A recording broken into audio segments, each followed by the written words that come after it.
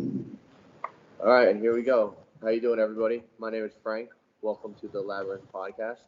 I am a police officer in New York. This is the first time we're shooting this podcast, so bear with us here. And I'm with my co-host, my man Jay. Hey, how's it going, guys? It's Jay, aka the real Jumpman Jay. I am a police officer as well in the state of New York, I should say. I'm part of the emergency service unit, and today we have an illustrious guest by the name of Aaron Lohman, aka HugeFatLoser on Instagram. How's it going, brother? What's up, man? I wouldn't call myself illustrious, but but thank you very much. Anytime, man. Anytime. So, Frank, go ahead, brother. Start it off. Real quick, just so you guys know what the Labyrinth podcast is. In Greek mythology, there is a story with the Minotaur and Theseus.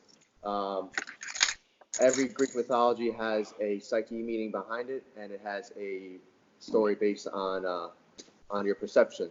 So the labyrinth is your mind. The Minotaur is your fears, your doubts, your anxieties. Theseus is the Greek warrior who defeated the Minotaur, which is confidence, which is love, and it shows that if you have all these, honestly, you have all these traits in yourself. Everyone has their own has these traits. So basically, we're trying to show not to get lost in the labyrinth in your own mind, and we're going to start interviewing people on how they came out of their own hero journey. They got lost in their own labyrinth, and they came out on top, and they became more like Theseus. And now, don't forget, you always have your fears, your doubts, anxieties, so this can always come back. So I'm very excited to talk to Aaron over here. He overcame fear, and his amazing story. Honestly, it's truly amazing, and I can't wait to share this story. Thank you. I appreciate that. Yeah, of course, man. So, Aaron, just real quick, your name, like we just introduced you, where you're from, and what do you do for a living?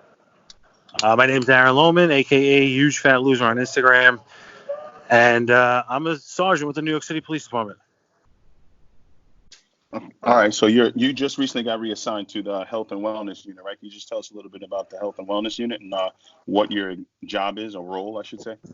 Sure. I'm a sergeant in the NYPD health and wellness section. It's a newly formed section. They just started in August of last year, and they're still putting some of the finishing touches on it. But pretty much what the unit it does is they want to make sure that cops take care of themselves physically, emotionally, mentally, spiritually, everything. Because as we know, with the suicides that have been going on and, everything else that cops have with issues, whether it be like getting in shape, being healthy, being mentally healthy, the job recognized that there was a problem and they are actively trying to fix it and make cops' lives better. Pretty much what my role is I have a couple roles, one of which is I am the peer support sergeant. So I am in charge of the peer support program, where we actively recruit people who want to be a peer support officer, the people who are going to provide resources for the people at the command level. That's the people at the command who are going to contact. You're going to contact them if you need somebody to talk to, if you need resources, or if you need any type of help whatsoever. Those are the people to reach out to. If you don't like the person in your command, you can contact any peer support officer in the city, including myself. Then the other role that I have is I run the Instagram page for them, me and this other officer, Chris, and another officer, Colleen Quinn. And then the third role that I have is I do fitness and nutrition, and I offer my services for free for anybody who wants them. Oh, that's awesome. That's awesome. Didn't know it entailed all of that. It actually entails a lot more of the unit. I mean, we have our own psychologist who is going to be seeing people on a case-by-case basis. Okay. Pretty much they work differently than the NYPD psychologist, the one that works for the department, in the fact that we're trying to revolutionize treatment and pretty much go with what the LAPD model is, not what we've currently been doing. And what the LAPD model does is their goal is to not take cops' guns away. And that's pretty much what we're trying to do here. And also we have lawyers that work in our office that are looking to change policy to make cops' lives better.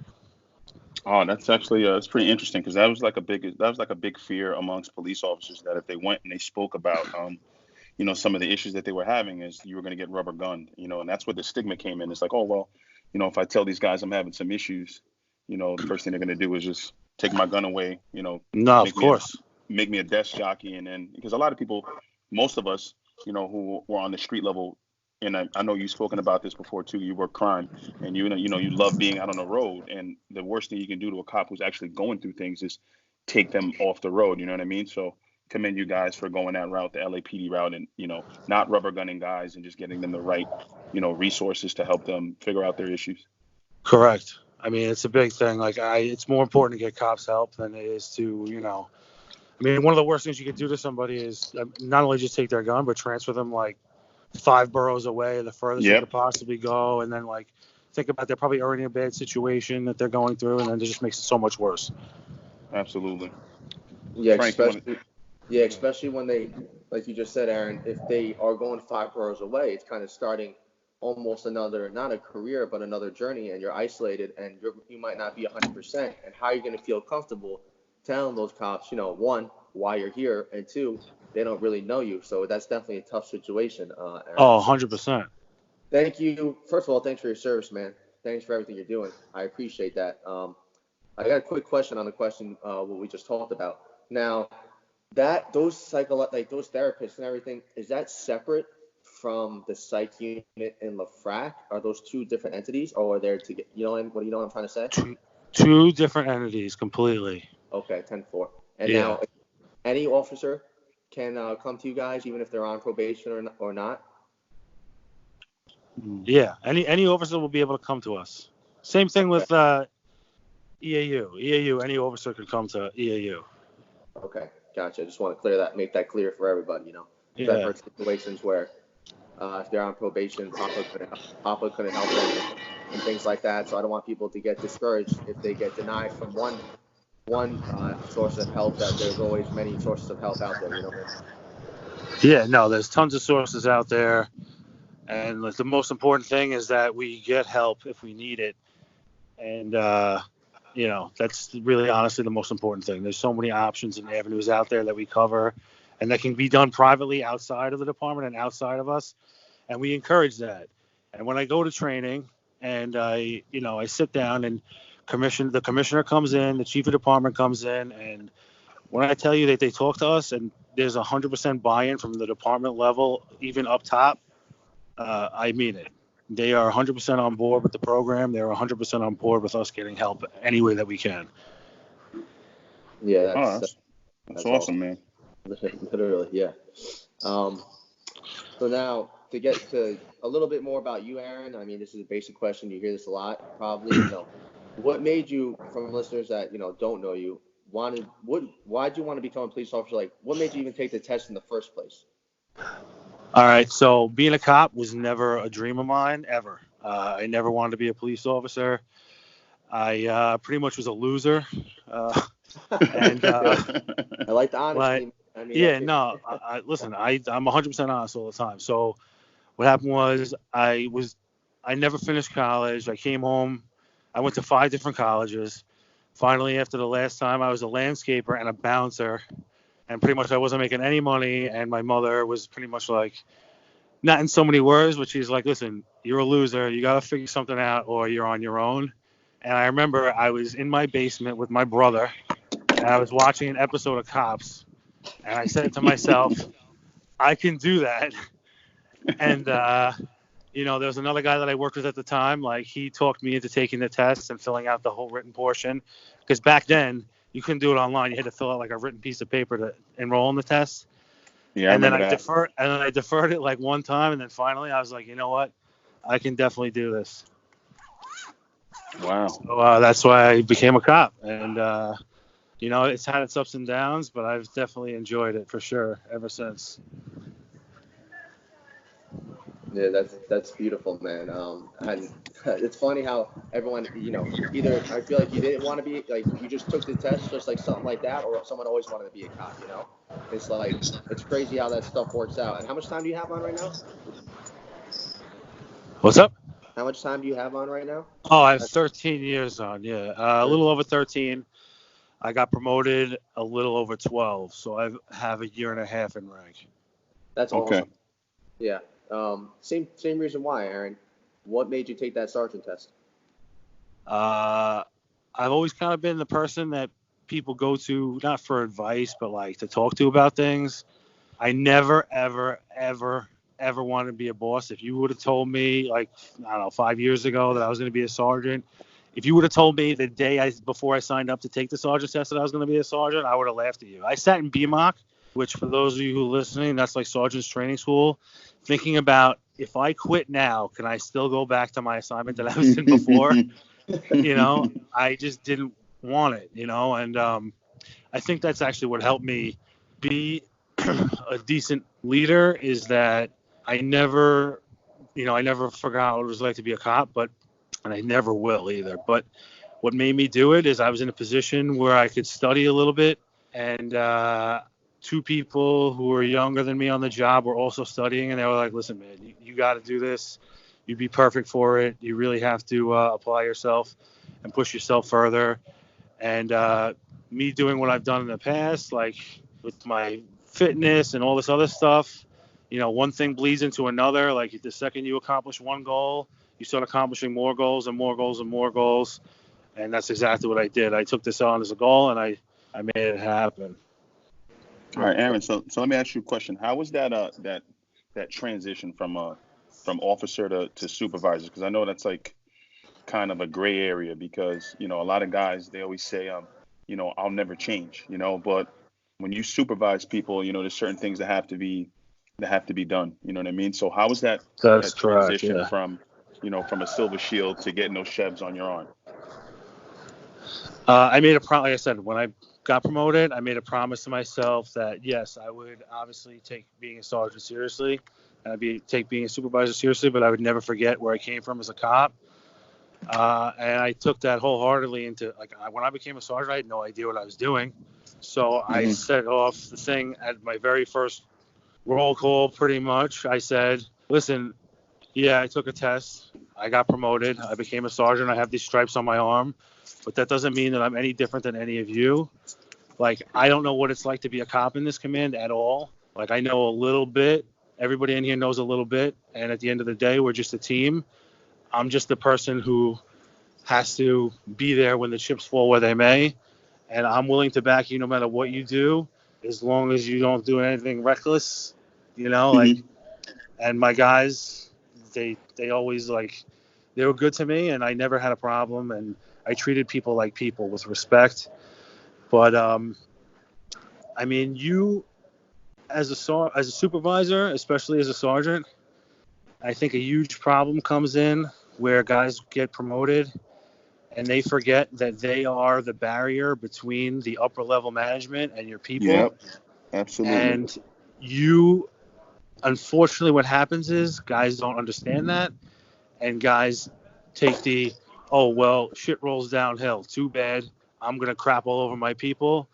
I made sure always that if my captain or my superior called me into the office and had a problem, I took it. It was mine, and it ended with me. And there's some things that I would never even talk to my cops about ever, And then also giving guys days off is huge. Any time I could get my guys off, which was pretty much every time, I made sure that I did it because we need time away from here. We spend enough time here, especially now. I'm sure like things are going to get crazier with added tours and stuff. Yeah. Yeah. That was eloquently put, Aaron. I like that, man. I mean, a lot of guys respect the supervisor that understands that, they are the liaison, so to speak. And, like you said, you would take it and it would stop there and you would make sure that you take care of your guys.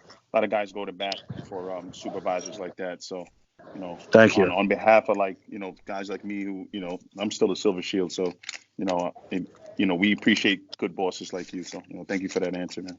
Thank you. Listen, I'm not saying that like I'm perfect or anything. I'm sure that I did things that annoyed the crap out of the people, out of the Yeah, crap it's out of just my things that cops. have to get done. You know what I mean? Like, Yeah, you know, but you like, know. listen, man, I try, and I think that unfortunately there's a lot of supervisors out there that don't try, and that's the Yeah. big problem. And that I can agree with. That I can second to that, Aaron. And again, I've already commended you for your honesty, and thank you again. And I really just I wrote down something you said. You said you treat people with respect, and I like the way you look. You know, you perceive that under the uniform. I know you said it before. Is that we're people. We're not like the Terminator. We don't go home after work. We don't charge up 8 hours, get ready. And I always say we have family disputes. We have car accidents. We have life too. And as I say, we as in cops. So I really appreciate you looking beyond the uniform on that perspective. You know. Yeah, no, we're all people, man. Like, I think that people like supervisors a lot of times forget that, and it's huge. Like, we're all people. The most important thing we have in our life shouldn't be the uniform. It should be what we have going on outside of it. Amen. Amen to that, I was man. just about to Appreciate say amen too, Jay. I was about to say. No, he hit the nail right on the head with that one. That's going to be like a gospel into the Bible of policing. Thanks be the Lord. Praise be the Lord. Now, I've never met you in real life, Aaron, but I follow you on Instagram and I follow your journey, and it's amazing. I've seen your full transformation mentally, physically. So can you kind of just tell us a little bit how you came up with the Instagram username HugeFatLoser, and kind of just about why you started that journey, and take it from there. All right. Well, why I started my fitness journey is one night. After having numerous health scares, numerous, I had a nightmare, and I was sleeping, and I had a nightmare I died at work, that I got thrown off a building by somebody I was trying to overcome, and I couldn't do it, and I died. And at the time, I didn't have my son yet. It was just my daughter. So I imagined my daughter like growing up without me, and my family growing up without me. So it's kind of rough. And so I woke up after that, and I just never looked back. And I just started trying to be the best person I could be from then on forward. Around the same time, I just got done with being jammed up. So my attitude was really terrible. I hated the job. I hated everything about it. I was just a very, very, very negative, miserable person. So I started changing my life one step at a time. And then it was after, I want to say like 8 months of doing that, I lost like 70 pounds. And like I was on my way to being a better person, being more positive, like working on that. And then my wife says to me, she says, listen, you should start a social media account. She actually said I should start a blog, and I did. I had a blog for a little bit, Wow. but Instagram just kind of like took it over, because like, I write my captions on Instagram instead of like publishing them on the web. But she was like, she says, you should do it. You could help a lot of people, and that's what I did. I started it, and it started out simply just as a fitness page. And then it blossomed into like, you know what? I'm just going to say whatever I want pretty much, and just try and help everybody however I can, because I've been through a lot of stuff on and off the job.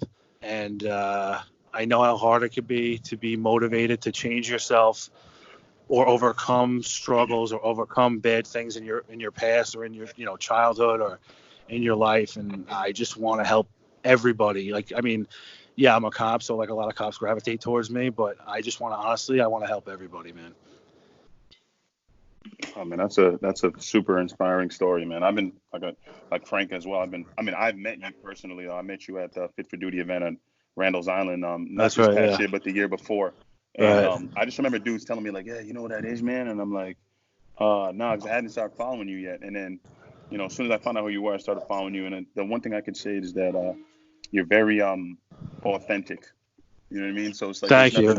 Yeah, it's like the guy that I met at Randall's Island is the same dude I see on Instagram.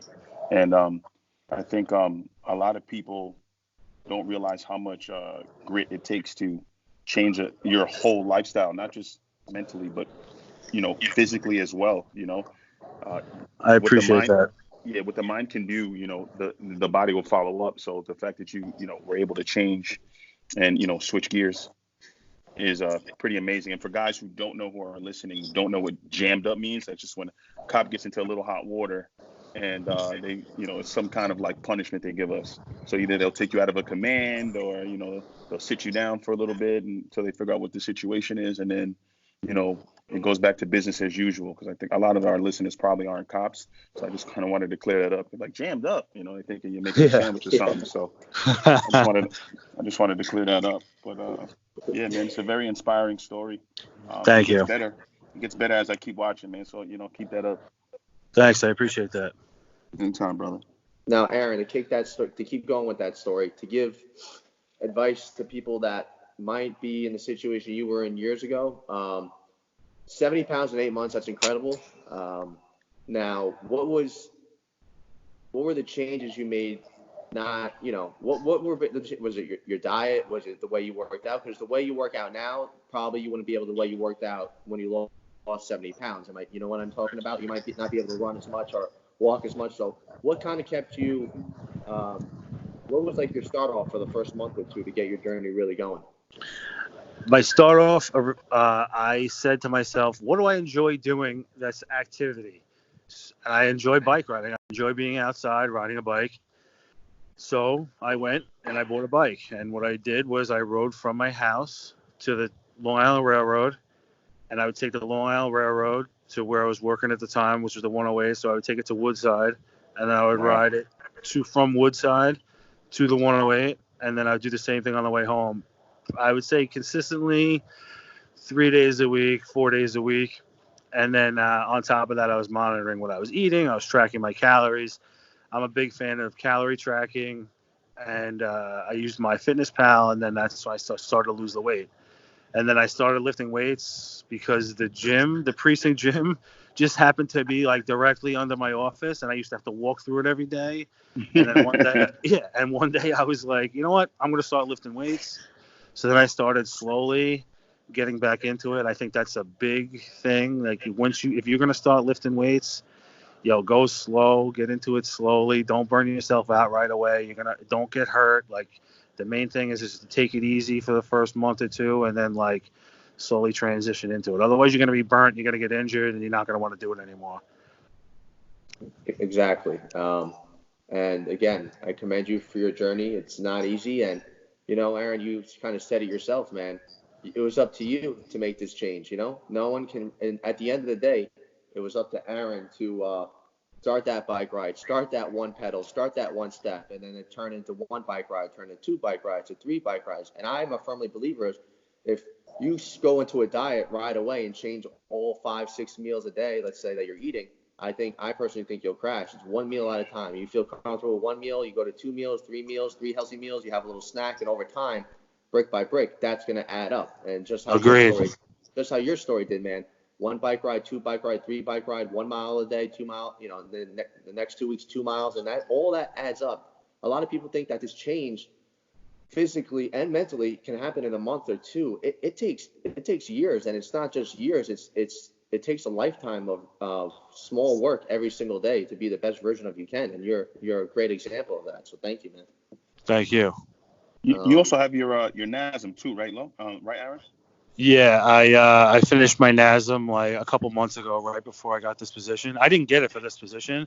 I got it just as like a credential, just so that like when people would be like, oh yeah, what do you? You're not a certified personal trainer, just so I could be like, well, actually, I am a certified personal trainer. On top of it, like I don't take clients. The only client that I'm trying to work with right now is my wife and maybe like one other person in my family. But I don't take clients. I didn't get it to take clients. I got it to expand my knowledge base and help people for free on a regular basis. You know what I mean? Oh, man, that's a noble thing for you to do, man. Actually, and it also like kind of solidifies, like you said, like, someone's going to be like, hey, what do you know? I'm like, oh, well, I happen to be, certified. So I am, well-versed in nutrition and fitness, just so I'm not just blowing smoke up your ass and, part of my language. But, if someone comes to you and has a wealth of knowledge and they're telling you, all right, you need to do X, Y, and Z, it would behoove them to listen to the person that's giving them this information, because not only are you like a physical testament that, you lost X amount of pounds and you've done this, but you have the education behind it to back it. So Correct. commendable. Thank you. Yeah, Jay, that was a great point because I was about to hit it. Not only do you have the education, man, you have the effing life experience and the journey behind it, So that's And really what it comes down to, man. at the end of the day, the life experience is, to me, and I think most people look for the certificates and all that crap. Like, I always think of that whole C.T. Fletcher thing, where if you've ever seen if you've ever seen My Magnificent Obsession, if you haven't seen it, if you're listening, you should watch it. It's a great story. Yeah, it's great. Where he tries to get a job being a personal trainer and he can't get one because he doesn't have a certificate. Meanwhile, the guy's like one of the most decorated like lifters of all time. Of all time, yeah. Yeah. So, and he can't do it because of some stupid piece of paper. But at the end of the day, experience and like what you know is way more important knowledge than some piece of paper. But I just wanted to make sure that I had both. I hear that, man. That's respectable. Yeah, and his story, like you said, his story, especially CT's, is worth way more than a piece of paper. Oh, 100%. So that's a great point. A few more quick questions, man. We'll wrap this up. Now let's hit on what's going on right now. I mean, you have to live literally under a rock or on a private island by yourself and not know what's going on. So hopefully everyone knows what I'm talking about. We'll break this up into two questions, Aaron. One, the advice you can give to first responders, not just cops, that are going through a really, really tough time right now. And then two, same thing for civilians that are not cops, that are isolated, that are getting really stuck in their own labyrinth, which again is your head. You're getting stuck in your head. You're running through the maze. You don't know where to go. You're feeling alone. What do you got for us, man? Listen, just like anything else, you have to look for the positives. There are positives I see every day. And like this stuff, listen, I will tell you all the time to look for the positives, but there's times, especially now, where I see negatives. Mm-hmm. And I have to look at those negatives and see what positives are in them. And I know it sounds like really cliche to do that, but you have to count your blessings. You have to see all the things around you in the world that you have and that you're blessed to have, and like things that you're grateful for, and practice like being grateful, because this is a short thing. I mean, yes, it will last a month or two, but in the grand scheme of your life, this is going to be a short thing that you're going to get over, and you just have to take it day by day by day, minute by minute. The second you start to feel overwhelmed, there's this tactic. It's called what's important now, right? It's called win. Yeah. What's important now? You have to think of it, be where your feet are, and think right now, what's important now? Am I getting overwhelmed? Is getting overwhelmed going to help me? Is it going to help my situation, or is it just going to make it worse? And it's really led to me being like getting out of my own head a lot, like, and being able to overcome certain things in my life, like whether it be my past, like child abuse, like all that stuff. And I'm telling you, it's really helped me a lot.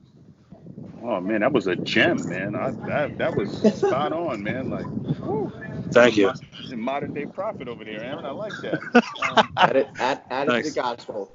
Dude, this guy is good. I like this guy. Yeah, I mean, because a lot of people, like you said, a lot of people focus on the negative, and it's like looking at the glass half empty or versus half full. You know what I mean? And, absolutely. I think if you practice what you preach too, because like I'm constantly watching your videos on Instagram, and I mean, literally the person that I watch on Instagram and the guy I'm listening to right now is the same dude. So, thank you for keeping it authentic. Thank you, and honestly, that means a lot, because we all see a lot of fake stuff out there. Yeah, and like I try to show my ups and downs no matter. Yeah, I try to show my ups and downs no matter what, because I know how much of a struggle it could be for people.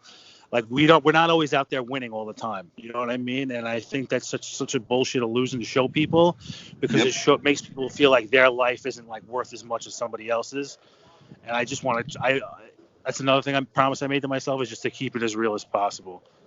Yeah, because let's be honest. Like, perception is everything, and people perceive you to be this like this holier than thou being, and like the minute you fall short on something, they'll just try to either expose you or just B, just from Jump Street you were just faking. So the fact that you have that you show that vulnerability, I mean, I think that's a beautiful thing, man. Thank you. And again, you don't need a certificate. You don't need a certification for that one. So, thank you, Aaron. Before we wrap up, I just got a few personal questions, basic questions, and we just want to get to know you a little bit more. Sure. What is your favorite movie? I know it's very broad and hard, but if you can maybe pick one or two that come to the top of your head right now. I have two. My first one is Point Break. Ooh, the original right. one with Keanu Reeves. One, yes. Yes. And Patrick Swayze. One of the best movies. Yeah, one of the best movies of all time. Last time I was in California, I took like the whole tour of like filming locations, all that. And the second awesome. one is another one, True Romance. True Romance. That's a yes. good one. All right, solid, yeah. solid. When did that come out? Because honestly, I've never heard of that one. That was in the late 90s, I think. It was a good man. movie. It was written by Quentin Tarantino, and it's good. Christian Slater. Trust me, give it a watch. It's a good movie. It's an action movie. It's a great movie. Yeah. Frank's 27. You got to be like in your 30s to get that, Frankie. Yeah, I don't think I was even born yet. Aaron, I don't even think I was alive yet. No, I'm kidding. So I wrote that one down, man. All right. Favorite sport? You know what's funny is I'm a big football guy, or I was a huge football guy. I was so into it back in the day, and I used to watch it every Sunday. But since I started working out more, like it's taken like a back seat. But I'd still say football is probably my favorite for sure. Okay, respectable. You have a team? I'm a Jets fan, man. Yeah. Oh Jets. man, it's a rough life. I'm a Jets and Mets fan. Listen, I've been tortured since birth. What can I tell you?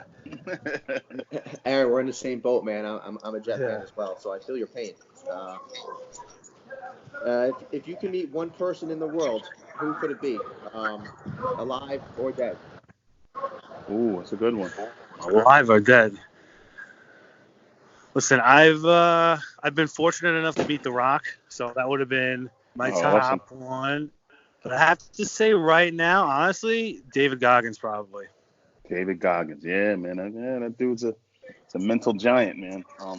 I'd have to second that too. Yeah, man. I'm halfway through his book. Yeah, I read it this past summer. It's a great book. Yeah, and if people. Yeah, I'm halfway through it. I haven't finished it yet.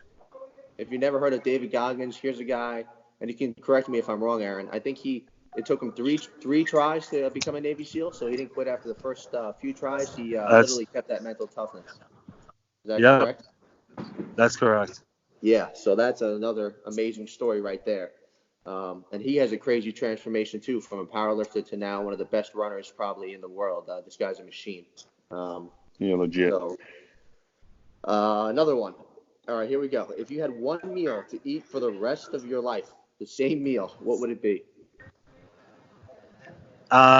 If we're eating healthy, I could eat chicken and rice every day for the rest of my life. I don't care. Like, I could seriously eat it forever.